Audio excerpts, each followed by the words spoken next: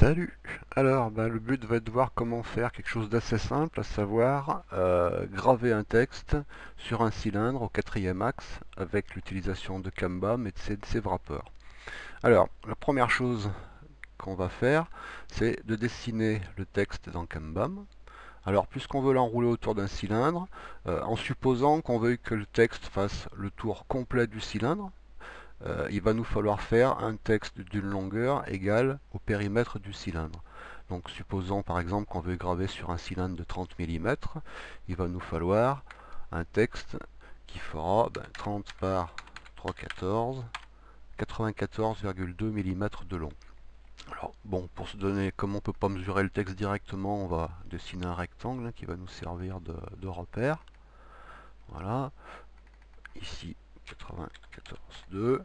Voilà, ça une fois enroulé, alors ici autour de l'axe Y, l'axe vert, hein, ça une fois enroulé autour, comme ça devrait faire la totalité de notre cylindre, recouvrir la totalité de notre cylindre. Alors bon, maintenant on va mettre un texte.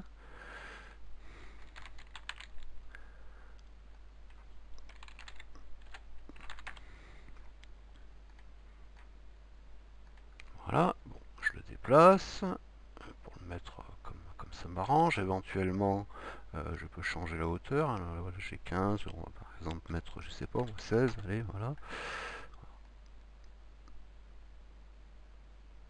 Voilà. Alors maintenant, ce texte, je vais lui appliquer une opération de gravure, tout simplement.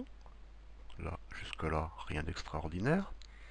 Alors par contre, ce qu'il va falloir, c'est qu'en fait, mon texte, il est gravé à la surface du cylindre. Donc en fait, la surface de la pièce, c'est le rayon de mon cylindre. Donc si j'ai un cylindre de 30, mon rayon, il va être, surface pièce, va être à plus 15.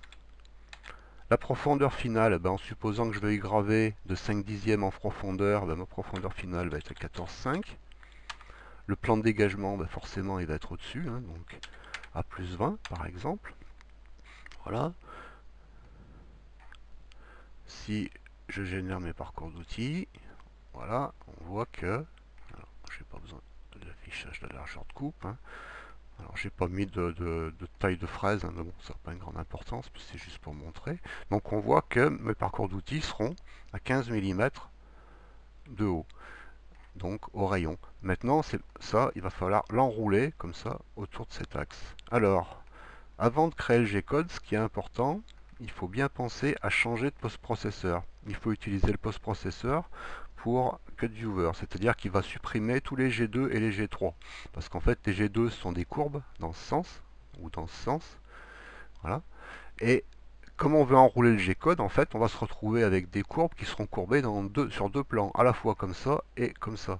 Et le G-code ne peut pas courber sur deux plans. Donc on est obligé de transformer tout ça en toutes les courbes en ligne droite, en toute une succession de lignes droites.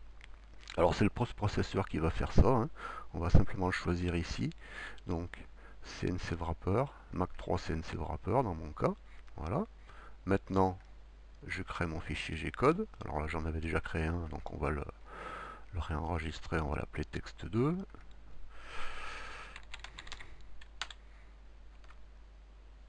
Voilà, mon G-code est créé.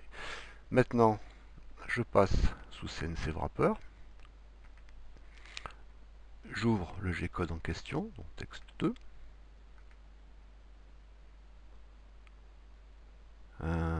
Tiens. Voilà, donc en fait, comme on a vu, il y a un bug si on ouvre et que le diamètre n'a pas été déjà défini, hein. C'est bon, un petit souci de CNC Wrapper, donc bon, c'est pas trop grave. Alors, en fait, mon diamètre, donc il est, on a défini 30 mm, hein. Voilà. Donc comme on voit, on a des X et des Y. Donc dans notre cas, ici, on enroule sur CANBAM, on enroule autour de cet axe. Donc en fait, c'est l'axe X qui doit être converti en axe A. Donc voilà, ici, on coche X to A axis. Voilà. Maintenant, on va simplement faire Start Code Conversion. radius is not numérique. Autrement dit, le rayon n'est pas numérique. Alors on recommence, 30. Voilà. Et voilà, c'est passé. Et on voit que tous nos x ont été transformés en a et avec des valeurs angulaires donc à la place. Maintenant, eh bien, il suffit de sauver le code. Donc, il propose le même titre avec Wrapped, donc on va garder ça, on enregistre, voilà.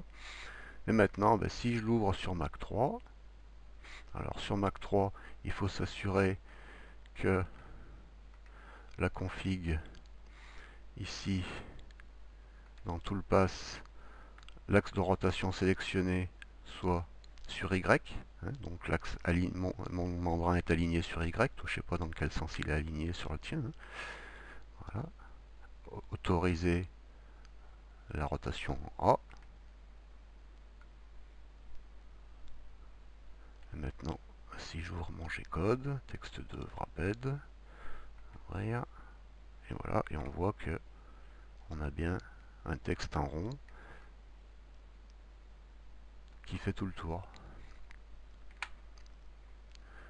Maintenant, si on ne voulait pas faire tout le tour, eh bien, si je reviens à CNC Wrapper, on voit qu'ici on a un calculateur qui va nous permettre, par exemple, si, mettons qu'on ait un travail de 30 mm, un cylindre de 30 mm de diamètre, ici, supposons qu'on veuille enrouler que sur un quart de la pièce, par exemple 90 degrés, voilà. Il va nous calculer, il va falloir faire un texte de seulement 23,562 mm de long. Enfin un texte ou n'importe quoi d'autre, on peut wrapper n'importe quel G-code, hein, pas forcément qu'un texte. Voilà, donc si par exemple on revient à Kanban, disons que je réduise la taille de mon texte. Alors,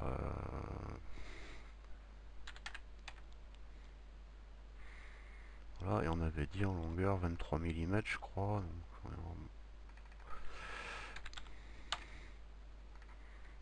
voilà. Bon, il va falloir faire nettement plus petit.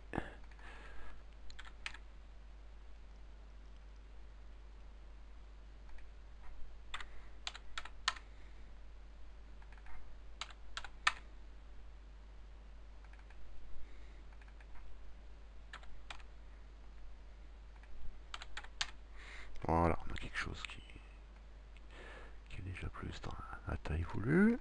Voilà, donc même principe, ben voilà, généré par port d'outils, donc toujours pareil, hein, ils seront au rayon, hein, appliqués au rayon. Je crée mon G-code. Donc on va lui donner le nom de 3. Voilà.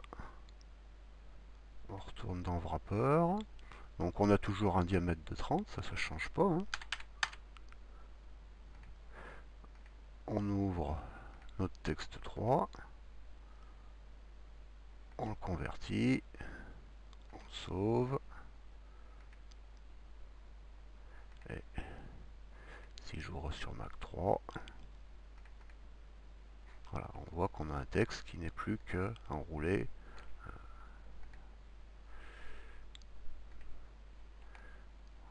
sur une partie du cylindre. Oups, je suis un peu brutalement. Voilà, le texte n'est plus qu'enroulé sur l'angle qu'on a calculé.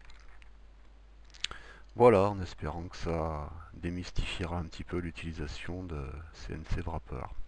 Salut!